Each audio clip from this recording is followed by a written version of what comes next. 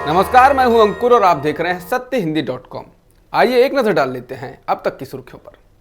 किसानों ने आंदोलन को स्थगित करने का ऐलान कर दिया है। गुरुवार को सिंघू बॉर्डर पर हुई संयुक्त किसान मोर्चा की बैठक में ये फैसला लिया गया। मोर्चा की बैठक में ये सहमति बनी कि 11 दिसंबर से किसान बॉर्डर्स को छोड़कर घर जाना शुरू कर देंगे। किसान बीते 1 साल से दिल्ली के बॉर्डर्स पर आंदोलन कर रहे थे।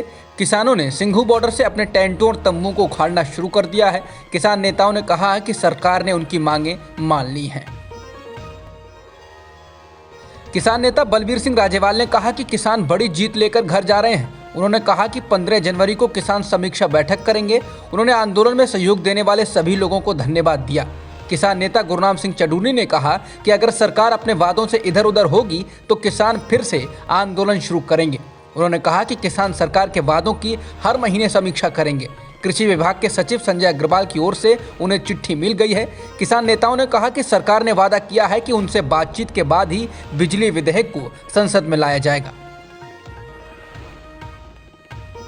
कृषि कानूनों की वापसी के अलावा सरकार ने किसानों की जो मांगे मानी हैं वो हैं, केंद्र एमएसपी पर एक समिति बनाने को सहमत है। इसमें अधिकारी, कृषि विशेषज्ञ और संयुक्त किसान मोर्चा के प्रतिनिधि होंगे।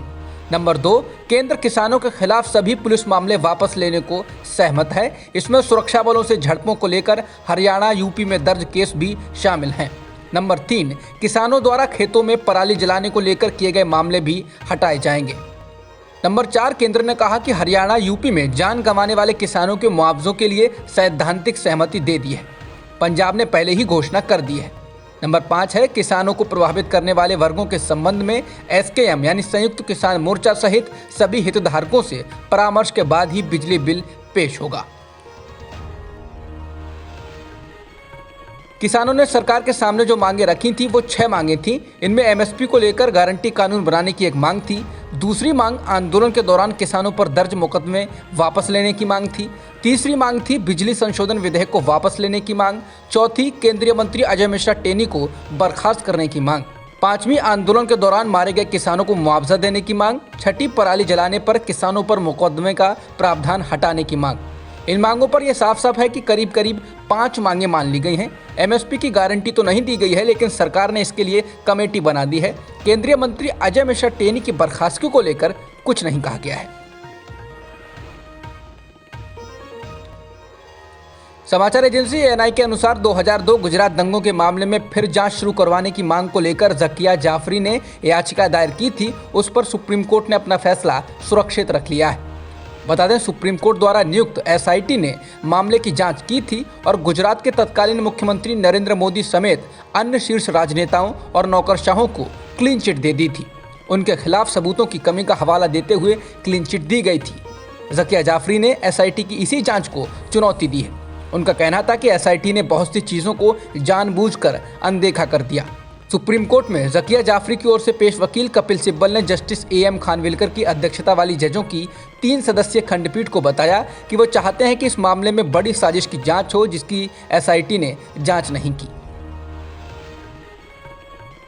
भीमा कोरेगांव एल्गार परिषद मामले में 3 सालों से अधिक समय से जेल में बंद वकील और कार्यकर्ता सुधा भारद्वाज आज आखिरकार जेल से बाहर आ गई हैं। उनको हाल ही में बॉम्बे हाईकोर्ट ने डिफॉल्ट जमानत दे दी थी, जिसके बाद एनआईए ने उनकी जमानत के खिलाफ सुप्रीम कोर्ट का रुख किया था। हालांकि सुप्रीम कोर्ट ने एनआईए की याचिका को खारिज कर दिया, जिसके बाद बुधवार को विशेष एनआईए कोर्ट ने जमानत की शर्तें तय की। बता दें, इस मामले में अदालत ने सुधा भारद्वाज को डिफॉल्ट जमानत देते हुए बाकी 8 आरोपियों की जमानत याचिका को खारिज कर दिया था।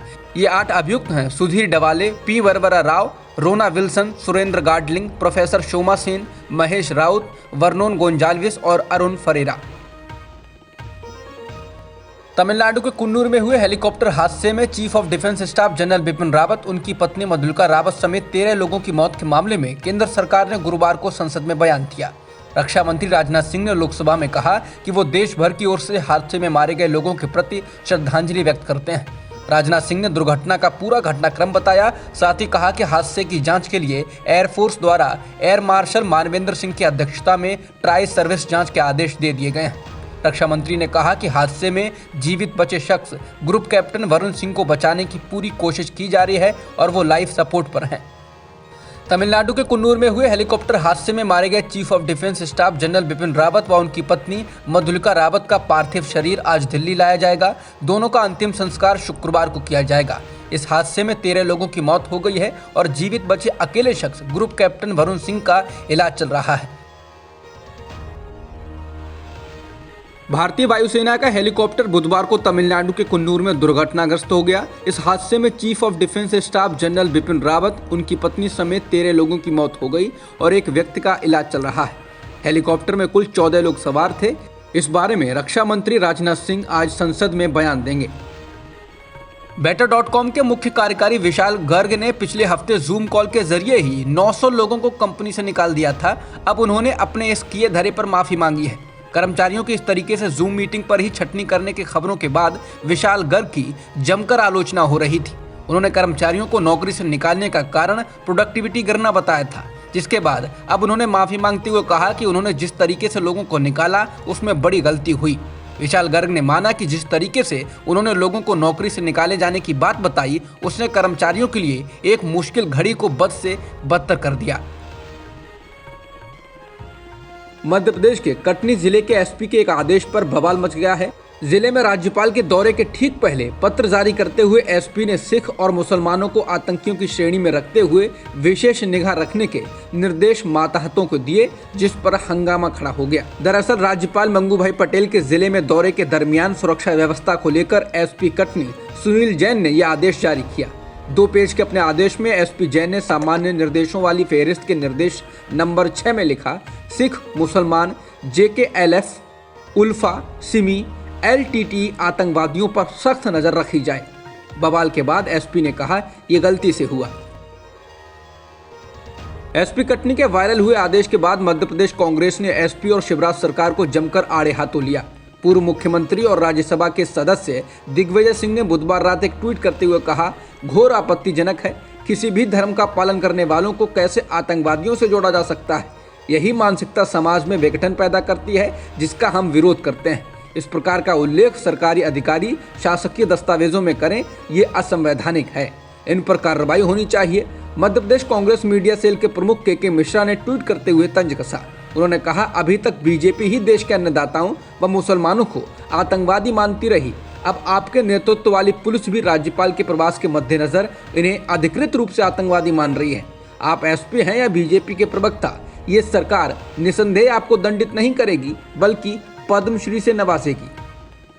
अब तक की खबरों में इतना ही। बाकी खबरों के लिए बने रहिए सत्यहिंदी.com के साथ। सत्य हिंदी का ऐप डाउनलोड करें गूगल प्ले स्टोर पर।